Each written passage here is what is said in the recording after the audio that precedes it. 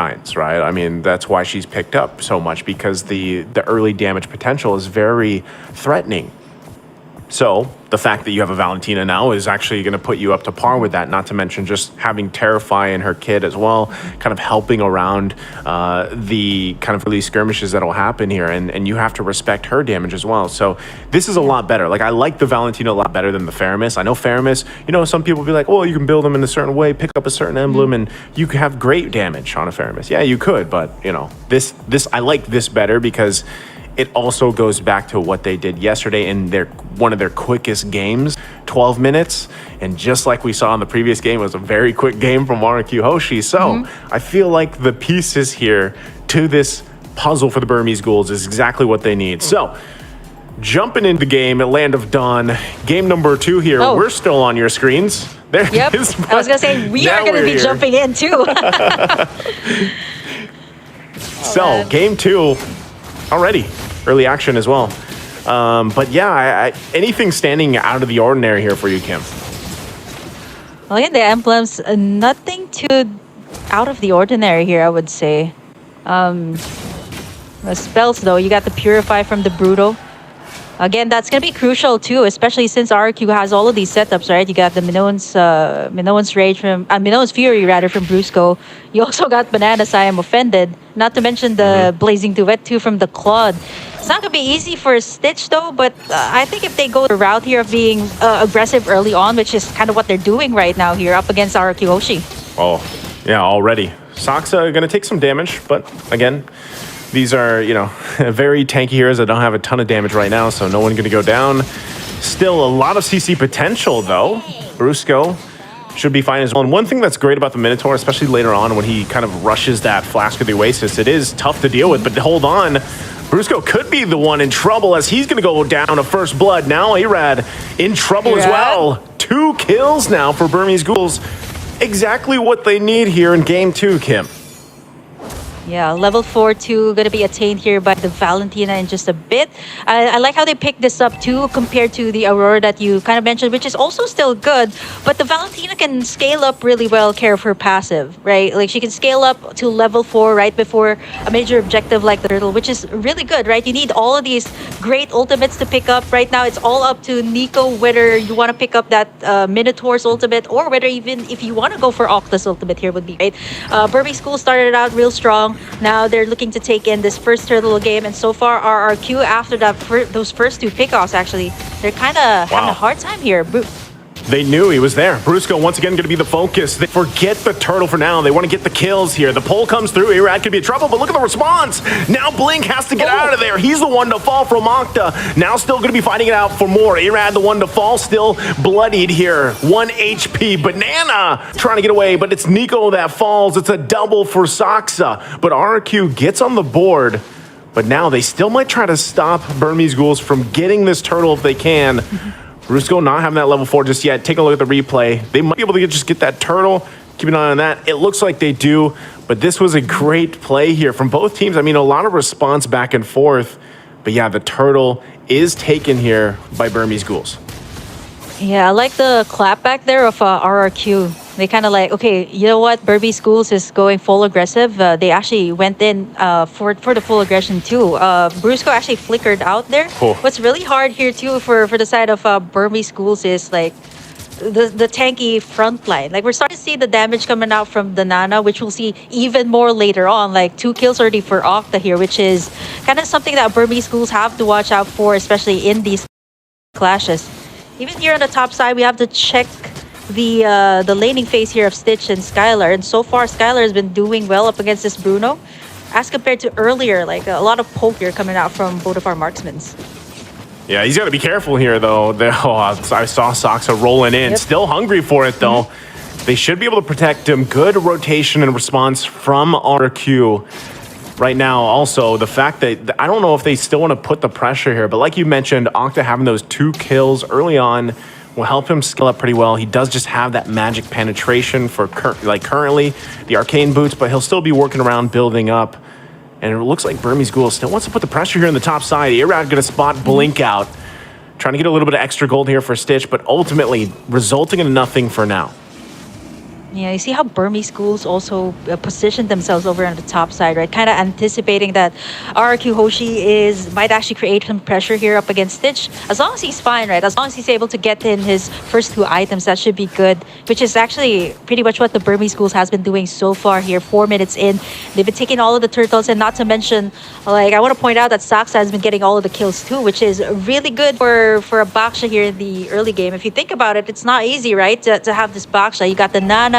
You got all of these frontliners. You got the taunt from the Fred Rin. So it's not going to be easy to go up against them. But for Burmese schools, as long as they can keep this up against RRQ, have this early take-ons onto the turtles, winning in all of these clashes, they should be okay. You see Nico actually popping in.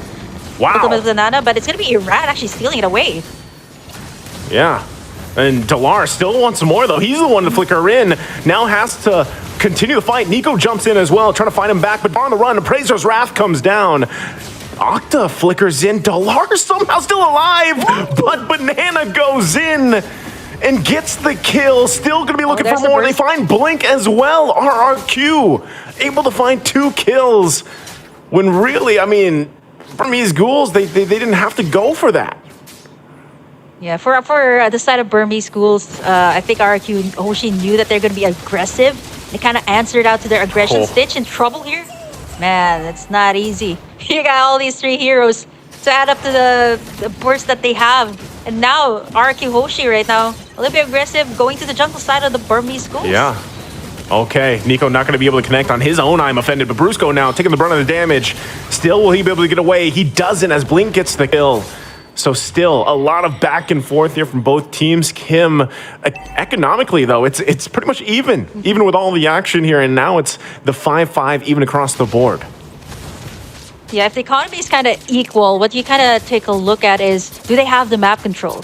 How's their gold laner doing? And so far for RRQ, this is what they did in the last game, right? Getting in that map control is so vital for them, even though they didn't really win those early game trades up against Burmese schools. They managed to be able to take in the space. And mind you, this is a Claude you're talking about. Blink, gonna try to go in for Banana here. Oh, he's actually okay. He is not going to be able to get away. Great setup once again. Spatial migration into the Requiem. Able to get a kill now on the bottom side. They're going to focus here. Putting the pressure still. Like you were mentioning, you have to look at who has this kind of advantage, right? And space-wise, yeah, it's RRQ. They've got 2 turrets. Burmese Ghouls, though, they don't care right now. And they're going to be making their way to this next objective, the turtle. If they can secure this one, it'll help them just a little bit deal with this. But right now, look at this. RRQ doesn't want to go ahead and just give this away. They want to fight for it and get this positioning. Burmese Ghouls getting the first turret of the game for themselves here on the top side with Delar doing the work. But nothing committing just yet. They're going to back off. Sox are going in with the rest of the team. Nico has the guy offended himself. Goes in right for Brusco. Brusco waiting for the team to come in. Delar goes in. 1-2 punch. Gets the kill. And Brusco out of the picture here. Now down a member. Burmese Ghouls for the taking for this turtle. Unless RQ Hoshi can do something. Yeah, like what Delar did there too. Is actually going to recall back to the base after taking in that turret, and joining in the side of Burmese schools here kind of adds up to the burst damage that they had. Not only do they get it in the form of like Blink here with the Guinevere, but with Delar actually joining in the fights, it's actually pretty good here for Burmese schools. But Delar also understands that he kind of needs to take back the space that RQ Hoshi has been taking, and so far he's doing in the split push pretty much what the Burmese schools has been doing even in the group stage. Here comes the last turtle though. Blink could be in trouble here. Skylar going in with Blazing Duet, gonna force him back. Irad able to get the turtle though off of it, so they're happy with it. Delar able to get the next turret down to the bottom side, so trade at cross map objectives for now. Was that worth it? Is that the good call for Burmese Ghouls here, Kim? I think it's a point that Burmese schools kind of understands that RRQ Hoshi, yeah, okay, they've been taking in, they've been winning in all of these team fights so far. So Delar, I like what he's doing, and this was what he has been doing even in the group stage, right? Creating the space for Burmese schools, and you really need this, especially in the current meta that everybody really loves to go for team fights, and sometimes you don't even notice it. You don't really have that space in the map. It's gonna be harder to go for those team fights, especially like once these turrets are down. You kind of have to send someone back in, so it's going to be like -1 when it comes to the team fight. So not only do you have to join in the team fights, you have to get the map control too here for the side of Burmese schools, which is what Delar has been doing so far here for the side of Burmese schools. Yep, and with that, right, this the main thing is building up enough time for this thing for Skylar here. Now, once again in the mid lane, they want to go ahead and duke it out. Brusco taking a ton of damage, goes in with a jump, gets the Minoan Fury as well, but look at the backside. Nico's going to be the one to fall, and now Irad holding Stitch back, Blink trying to help him out. Skylar now joining the fight, Appraiser's Wrath going to come down, it's Stitch that falls there in the jungle. So RRQ clapping back, looking for Delar. He's on the run. Into the jungle he goes. Banana going to stick to him, cancels him out from the dash, and still going. Might even get the kill there in the solo, but also looking at the replay here, look at how this unfolded. Not sure, he's actually still in the chase there, by the way, on the live cam, but what a setup and what a play here from RQ. Oh, they're going to get him. Burmese Schools. It looks like they're getting him. Oh, yep. Delar, you tried. There it goes. Yep. Well, he was successful though. He was able to take down that second tier tower there on the bottom side. And if you look at the goal too, like it seems like RRQ Hoshi is managing pretty well up against the Burmese Schools here, but it's not that far of a gold lead. It's 1,000 gold lead at least here for the side of RRQ. If they manage to take this Lord, this should be at least a little bit more space for them to take in at least all of the second tier taps here for Burmese Schools. Again, the space for their side, and not to mention, like if you look at Skylar's stats, 203 on this Claude, you saw in that last replay that he was already shredding apart all these tanky front lines that the Burmese Schools had with just one blazing duet. Yeah, and with that, I mean, this is where you want to be. 11 minutes in, you're quite beefy on this Claude here for Skylar, and it's showing, right? A lot of the times, even if Brusco was out there, you know, some people might be like, oh, Brusco, what are you doing? But a lot of the times he's actually able to be a nuisance so much on this Minotaur that he's able to get a lot of resources out, and then Skylar able to shine later on with the setups, and of course, that's just how it's been so far. But now that they're playing around this Lord here, you can see Delar still putting the pressure on the top side. Yep. He picks up the Malefic Roar. He's going to go ahead and try to get that, but there it's the tier 2 going down in the mid lane. Irad keeping Soxa there at bay. They might want to respond to this. If he still gets to that base, it looks like Skylar is going to go back. Lord is going to get worked on, though, but not the mid turret in the base, half health. Now Delar might be making his way to cut them off here. Conceal play going to be used as well, but it gets spotted out for now. They don't commit. So again, Delar is just trying to find what he can here, Kim. Now it seems like this was the same case. Like this Paquito seems to be a staple choice here for the Burmese Schools, not only for Delar. There was also a time in the group stage that this was the thing that Nico has been doing. And taking a look at the items here so far, it is going to be, wow, Skylar at least leading in terms of a gold lead here right now. 9,700, nearing already 10,000. That is way far from what Stitch has. 1-2-0 on the Bruno. He's already gotten that Wind of Nature too, just in case he gets picked off here or gets into like a head-to-head here with Delar. Having that Wind of Nature is going to be crucial in the team fights. It's going to be clutch, right? That's what that's going to be. And like I said, when Claude gets to this point, you have these 4 specific items locked in. It's really tough to deal with because you also got to catch him, right? The way that he's going to use that BMI to kind of get out of some of these situations. Octa picking up a Divine Glaive as well. Minoan Fury with the Flicker combination goes through. Look at him getting whittled down. Soxa could be in trouble. There's the knock-up, though, and he's able to get her out with the BMI. Now Soxa the one to fall into the jungle. Delar trying to get the punches off here, but he's got to respect the damage. I'm offended. Not going to connect. And they might still just pull it back. Still 30 seconds away from this Lord, but RRQ finds a kill.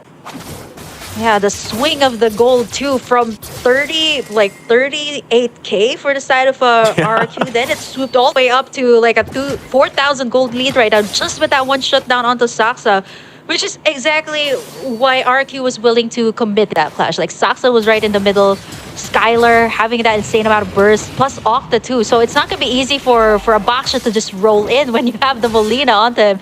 Actually, if you take a look at the replay, you might actually catch it. He gets in that Minoan Sphere from Brusco, and at the same time, it really set things up here for both Octa and Skylar to just free hit him. Now, it's going to be the first enhanced Lord of the game. 14 minutes in, RRQ Hoshi going to be starting it up. Let's see, Burmese Ghouls, do they actually want to try to pull something off? Soxa could come down to it. Nico holding on to that Ruby ultimate once again. RQ knows what's up. Delar also positioning here. They're going to have to go for it. Appraiser's Wrath going to come down. Irad able to secure it, though. Gets the Lord. And now Sox left to his own. Will fall into the river. Now Blink in trouble. Gets I'm Offended combination here. Flickers on out. Delar couldn't do anything but watch. And Sox is the one to fall RQ. Ready to make the power play. Oh, I like the attempt there of Saxa to try and steal in with the Lord. Roll in and click that retribution. But I think Burmese Schools kind of was trying to go for maybe possibly a split push. Like if you look at that particular moment when Saxa was going to try to go in, like you see Delar and Stitch going to try to make a move on that mid lane, but it's a little bit too late now because Enhanced Lord for the side of RRQ, they can take all of the inhibitors here. They don't have a good amount of burst to take down the front line. Yeah. But here comes Irad. Irad he's gonna get pulled. He has the immortality, but there's the Maneuver Fury gonna be jumped in. Look at the damage though coming out from Skylar. Able to get the kill on Saxa. Brusco is the one to fall from Delar though, so it's 1-for-1 for now. Can they hold it together? Blink gonna be able to jump in. Takes quite a bit of damage himself. The flicker comes through, and he's keeping him at bay. Lord finally gonna go down. Nico has to run out of there, buy some time, some space, but he ultimately dies. And they hold on to a sliver of health on this turret for a little bit longer. Delar trying to keep the minion at bay. Banana jumps in, finds the connection, but look at the damage from Delar. The 1-2 punch isn't enough to get the kill though. And now RRQ looking to end the game, looking to end the series here. Can they do it? 3 down for Burmese Ghouls. It looks like they're going to take the disciplined route here, Kim, and back off for now. Yeah, if they overcommit there, they could have been punished there by Stitch, who also has almost all the items that a marksman needs, right, in the late game. And by this time, like 16 minutes in mid to late game, everybody has what they need to be able to go up against your opponents.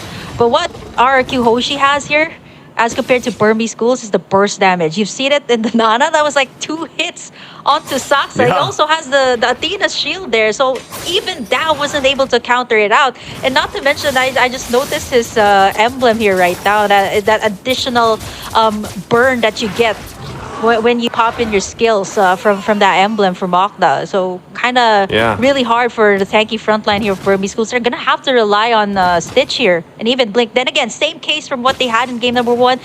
Great solid front line, but no one to kind of answer out to the back line here of RRQ Hoshi, because Delar's busy pushing, right? Delar's busy pushing. There's no one to take down the Nana, no one to take down Skylar, who is also very mobile here as a Claude. When you're looking at RRQ Hoshi here, Skylar 3-0-7, Octa 4-0-8, it's tough to deal with, like that kind of damage, because it's kind of like, even if you try to get them down, you have to work through the passive, you have to work through a BMI and a Wind of Nature. Like there's so many things to fall through, not to mention get through that front line, right? The front line, not to mention the peels available with a Ruby or even a Fredrin, right? So this is going to be a Lord, most likely going to the hands of RQ once again, unless Burmese Ghouls can do something about it. But even Sox are just trying to get some of this vision. Blink waiting patiently as well. Still, Lord, less than half health here. They might try to make it a miracle play if they can pull it off. Stitch positioning here is going to be crucial as they approach this. But right now, RQ, Delar taking a ton of damage. He's kind of out of the picture. So now the numbers in the advantage for RQ, and that's going to be the Lord going in their hands. There's nothing Burmese Ghouls could do with that, considering the fact that Delar had to go back to heal up. Yeah, the presence of mind, too, of like Octa and Skylar, to think that they had their eyes on the Lord. And they were also keeping Delar in check, right? He was trying to go for the mid tower, and RQ Hoshi knows that. They have all the space that they get, so if they actually took Delar down there, that wouldn't have been a big thing. But for RQ Hoshi, right, they've gotten everything secured. They got all these beefy front line to kind of contain that Lord pit. And you see how Skylar was chunking it out real fast, too. So at this point, everybody has everything that they got, to the point that Irad's already chunking up all of the damage. Gets tugged in, though. Wow. Irad already taking a ton of damage. Immortality going to be popped. Blink as well. Still has his. Can they pull it off? Look at the damage. Delar going to be taken out really quickly. Skylar on the backside still going. Lord's still going to be up here. They want all the kills before they end the game. It's a triple for Skylar, and they take the series in a sweep, sending Burmese Ghouls out of the tournament. To think that we thought that Burmese Schools going back to their identity, it did work out for them. Actually, it did. They took back the space early to mid game.